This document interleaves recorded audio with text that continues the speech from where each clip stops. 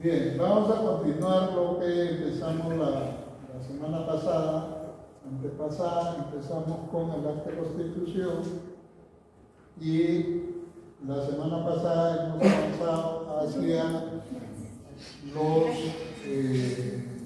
los principios, los fines, el domicilio y el carácter de la asociación.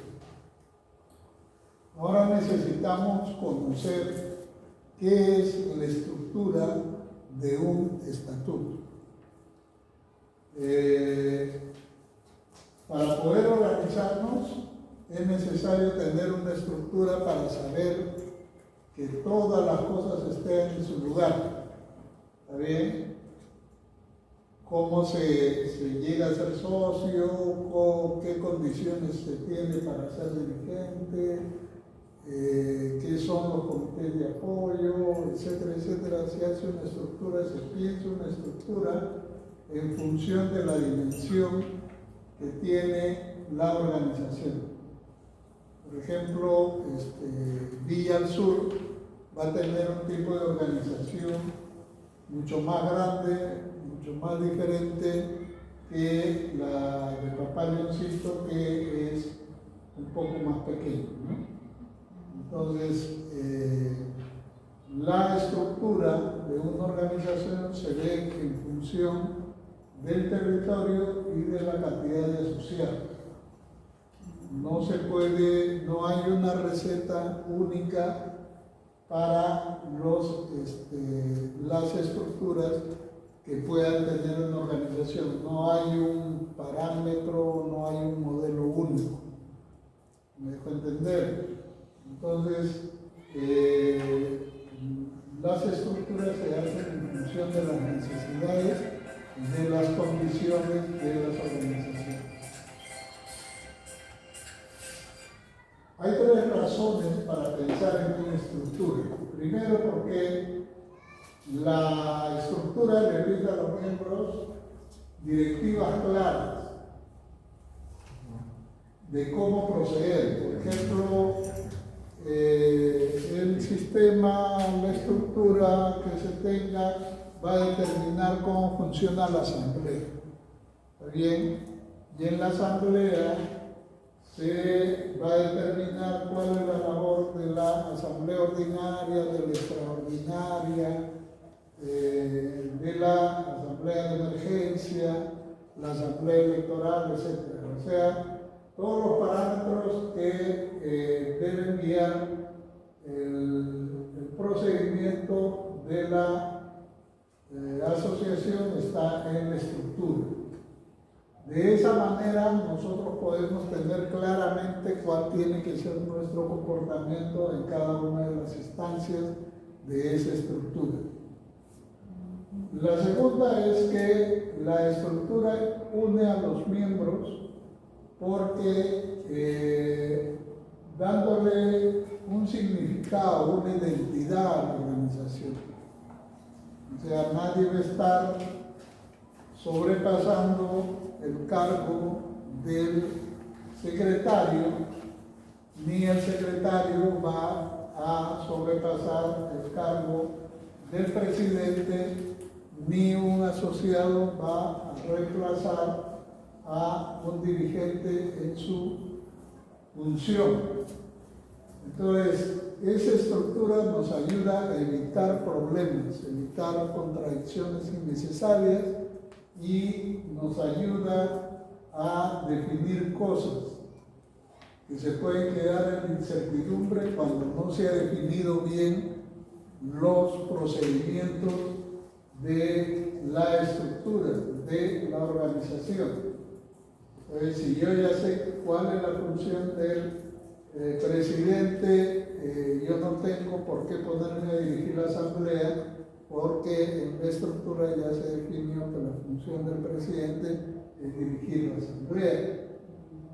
Yo no puedo agarrar y convocar la asamblea general porque en la estructura está definida que es el presidente el que convoca. Entonces, a eso nos ayuda a ordenarnos y nos ayuda a actuar con claridad. La tercera es que los tipos de estructura en cualquier organización es inevitable. ¿Está bien? Sea la organización que sea, tiene que tener una estructura, tiene que tener rangos de ordenamiento, y el respeto de ese ordenamiento va a beneficiar a la organización social.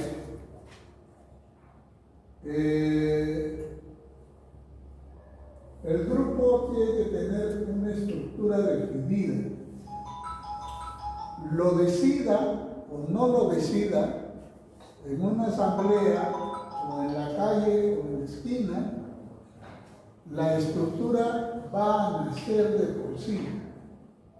¿Entienden? Por el solo hecho de haber planteado que se cree la organización, por solo ese hecho, la estructura va a nacer con esa voluntad que tiene la organización para constituirse. ¿Está bien? Porque una vez que convocamos a la reunión para constituirnos, también estamos definiendo, ¿no es cierto?, que estamos reconociendo que va a haber un director de debates, que va a haber un secretario, que después va a haber dirigentes, que después va a haber estatutos. Entonces, es importante que pensar en la estructura desde el comienzo de la organización. Es importantísimo. Siguiente, por favor.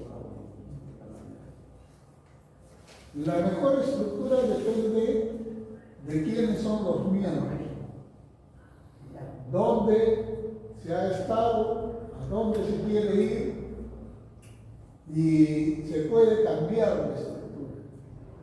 ¿Está bien? Entonces, si nosotros empezamos con una organización social, debemos saber dónde estamos, qué somos. Entonces, salud. En el caso nuestro, la asociación José Gálvez, que habíamos inventado, es un asentamiento humano, ¿no es cierto? Es un asentamiento humano que no tiene agua, que no tiene luz, que no tiene alcantarillado.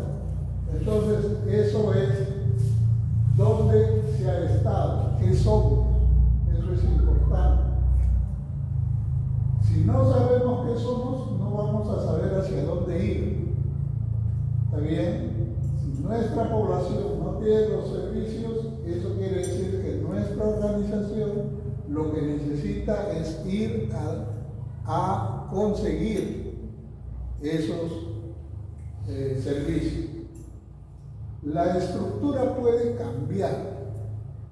¿Por qué puede cambiar? Póngase que se consigue la luz. Ya todos tienen luz, pero teníamos un comité de luz que su labor era conseguir la electrificación. Entonces la estructura ya no va a necesitar a ese comité de luz. Entonces la estructura va a cambiar conforme evoluciona la organización. Va a llegar un momento en que todos tienen agua, luz, alcantarillado, y hay que cambiar la estructura para mejorar la efectividad de la organización. Todas las estructuras, por muy excelentes que sean, tienden a modificarse con el paso del tiempo.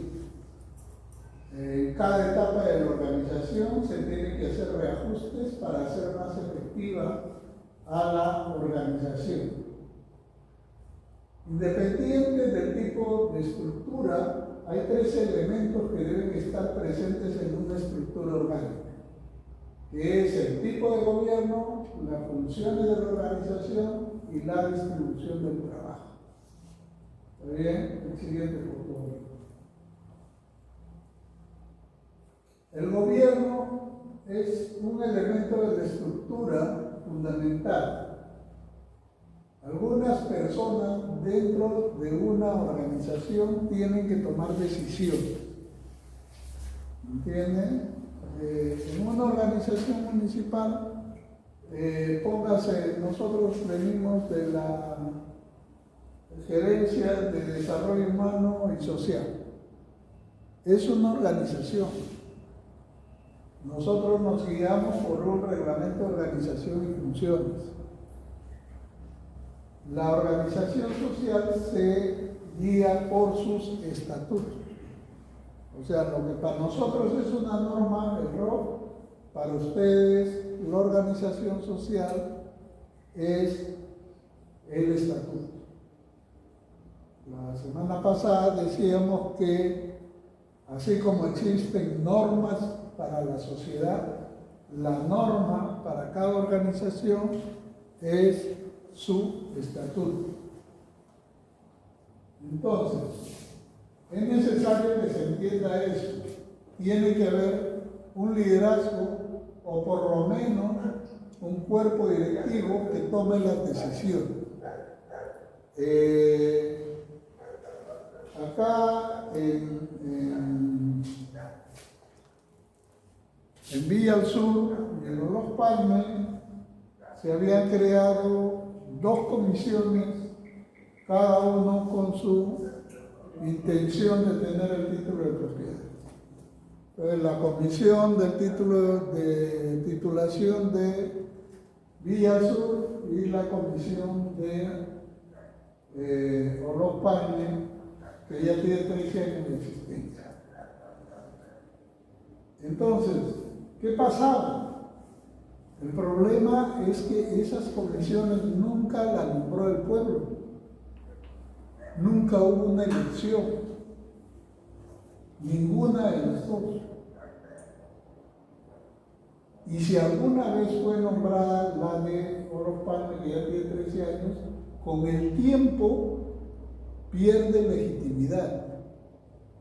Entonces, los organismos que se crean de gobierno tienen la necesidad de tener legitimidad y legalidad. ¿Cómo tenemos la legalidad? Cumpliendo con el estatuto. ¿Y cómo obtenemos la legitimidad?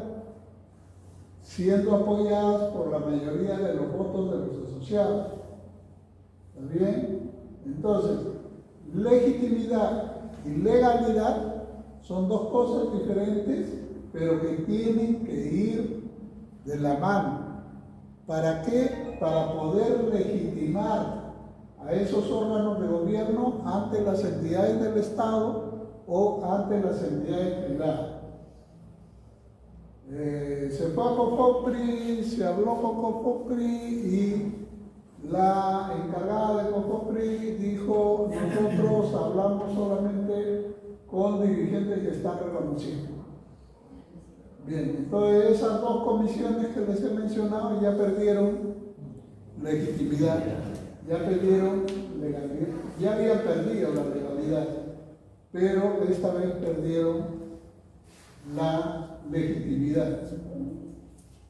Entonces, para que un estamento de gobierno de la organización tenga el valor suficiente como para representar a sus asociados, tiene que pasar por ser legal, o sea, haber cumplido los reglamentos que establece el estatuto para su elección y además en la elección lograr su legitimidad por la mayoría de los asociados, por la aprobación de la mayoría de los asociados. La función de la organización, parte importante de la estructura es tener reglas que indiquen cómo ha de funcionar la organización. Estas reglas pueden ser declaradas explícitamente o implícitamente. Lo explícito es lo que está escrito y lo que está declarado. ¿Está bien? Entonces, el estatuto dice que para que la asamblea tenga legitimidad tiene que haber el 50% más uno de los asociados. Eso es explícito, escrito. ¿Está bien? Pero hay cosas que no se escriben, pero son una obligación. Por ejemplo, nunca van a poner en un estatuto que el socio no le debe robar al otro socio. ¿No es cierto? Eso no se escribe, pero es implícito porque está dentro de nuestra moral y nuestros valores. Entonces, nadie va a escribir que no se puede matar al vecino, porque eso ya está previamente concebido como un valor y lo asumimos sin necesidad de que esté escrito. ¿Está bien? Una de las cosas, por ejemplo, es la mentira, ¿no? La calumnia, ¿no? ¿Eso es necesario que se ponga en el estatuto? No. No es necesario que se ponga. ¿Por qué? Porque lo que dijimos al principio, hay principios de honestidad, valores positivos que la organización tiene que incentivar para ser mejores ciudadanos. El Consejo Coordinador, o es la misma directiva, tiene diversos nombres, ¿no? Comité Coordinador, Comité Ejecutivo, Consejo Ejecutivo, Directiva, Consejo Directivo y una serie de nombres. Pero todos son lo mismo, ¿está bien? Estas personas que son del Consejo son los que modifican grandes objetivos y establecen estrategias para que la organización logre sus fines y objetivos.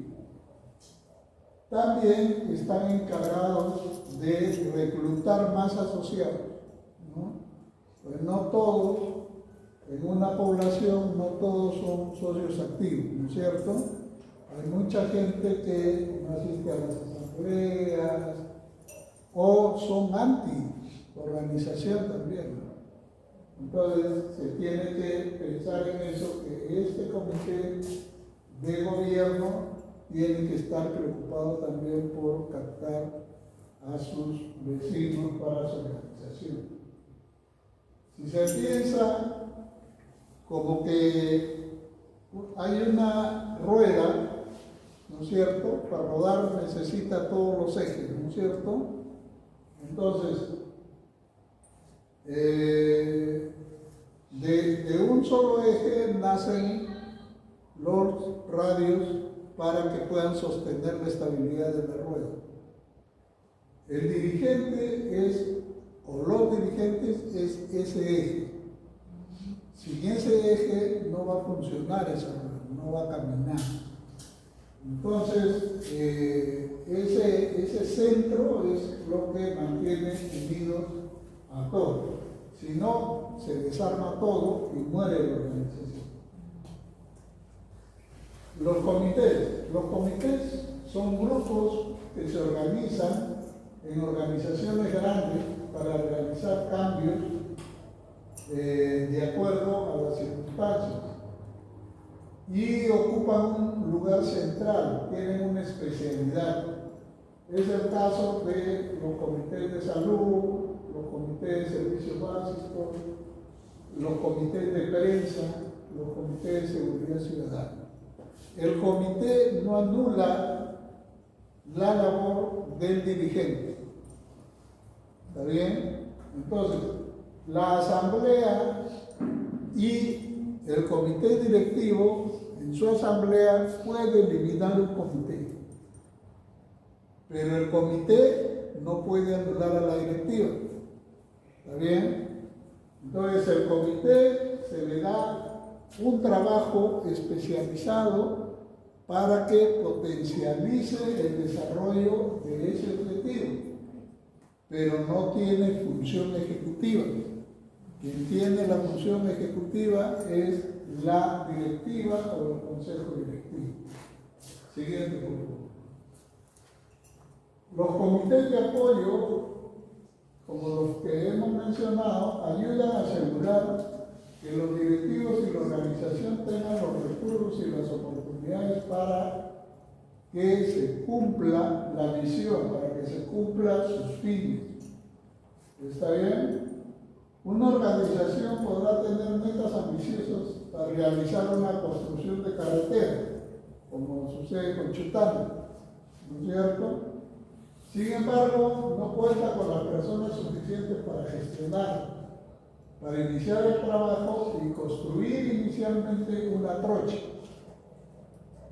Eso ya se ganó en el presupuesto participativo, ¿no es cierto? Han hecho las gestiones, presentaron la propuesta y ganaron 700.000 soles para financiar una trocha, ¿no es cierto? La trocha, ¿por qué es necesaria? Porque es el inicio para posteriormente tener una carretera estable. Se puede formar un comité especial para que se encargue de planificar y ejecutar los trabajos comunales para esa trocha.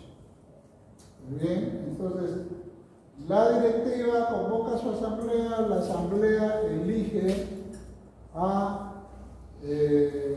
al comité que se va a encargar de potencializar el trabajo de la trocha.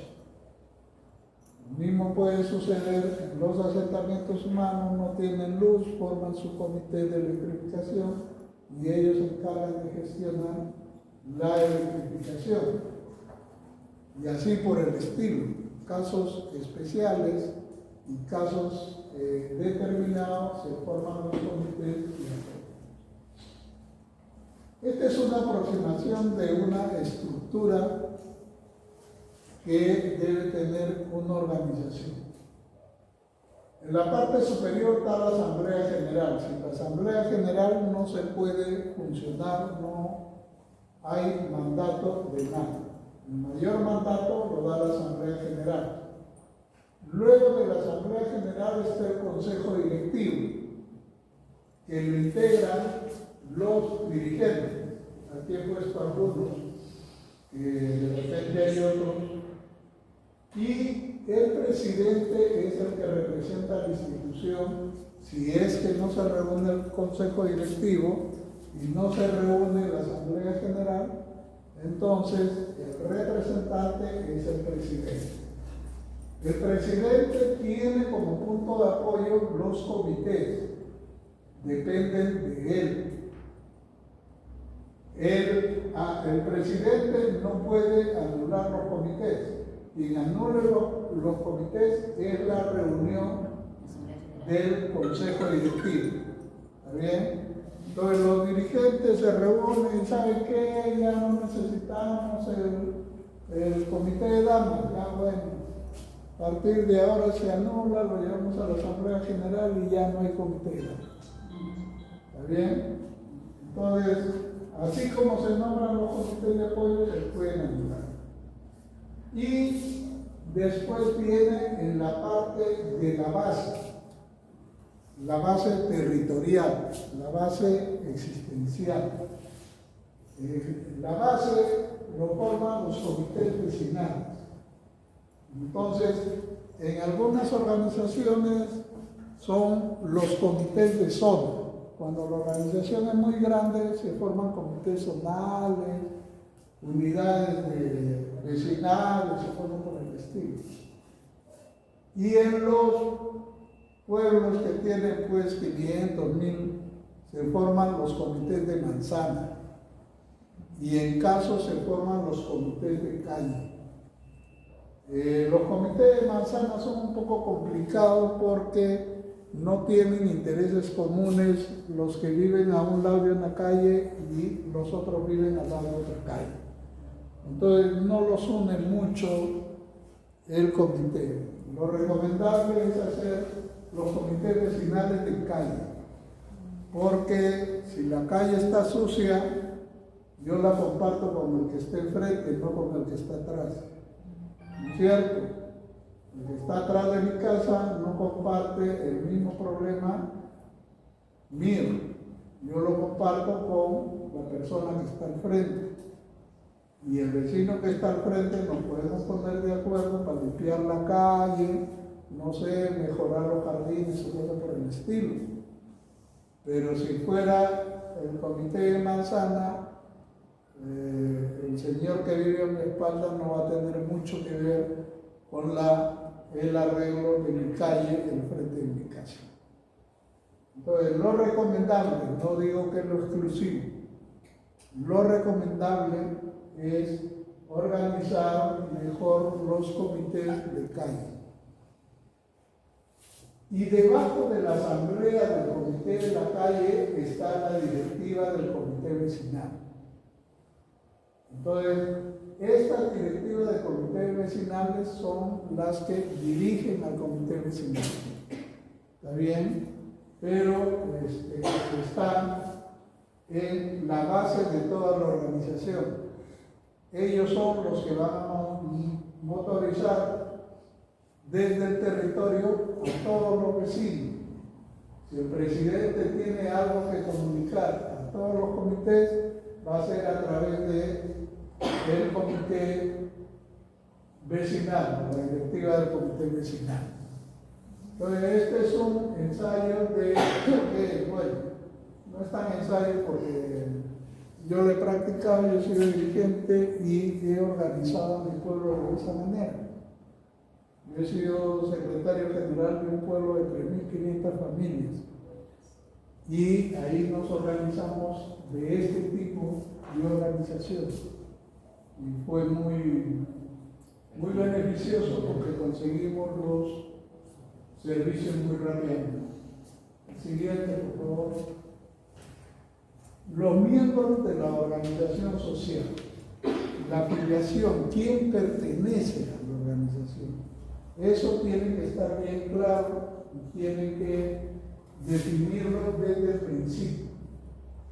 Se tiene que definir cuáles son los derechos de los miembros, cuáles son sus limitaciones. La limitación en el sentido de que no cumpla con determinado requisito o condición para ser afiliado y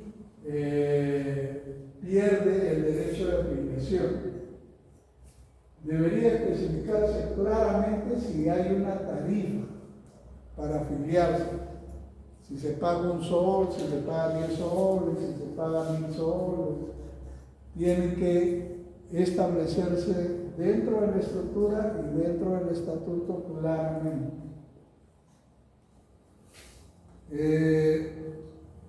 El requisito de asistencia en cualquier circunstancia según la cual puede revocarse la afiliación. Es decir, el 15 de enero Chilca tiene en su estatuto un artículo que dice que para ser dirigente del asentamiento humano hay que haber asistido al 100% de asamblea. ¿Entienden? Al 100% de asamblea. El pueblo tiene 56 años. O sea que ningún muchacho que tenga 30 años va a poder ser dirigente. ¿Por qué? Simplemente cuando se inició la organización él todavía no nacía. ¿No es cierto? Entonces, en esas circunstancias hay que ver que cambiar la estructura, modernizar la estructura para ajustar el tema de la afiliación. Hay una parte de la afiliación que es los miembros honorarios y que hay que definirlo porque hay personas que le hacen bien a la organización y se les incluye en la organización porque ayudan, apoyan, ayudan en las gestiones, de repente sacan de su bolsillo y financian algún u otro trámite, pero es simplemente honorario. Entonces, el señor que es socio honorario no tiene voz ni voto en las decisiones de las directivas, pero sí tiene voz en las asambleas. Puede hablar, pero no puede votar. ¿Está bien? porque es un socio honorífico. El siguiente, por favor. Un ejemplo para el artículo de afiliado. Son miembros de la organización social en el asentamiento José Gálvez. Para ser admitidos se requiere solicitar su inscripción, ser propietario y posesionario de algún inmueble ubicado en el asentamiento humano, no pertenecer a otra organización similar, inscribirse en el padrón de miembros y cancelar la cuota de inscripción en caso de ser aceptado.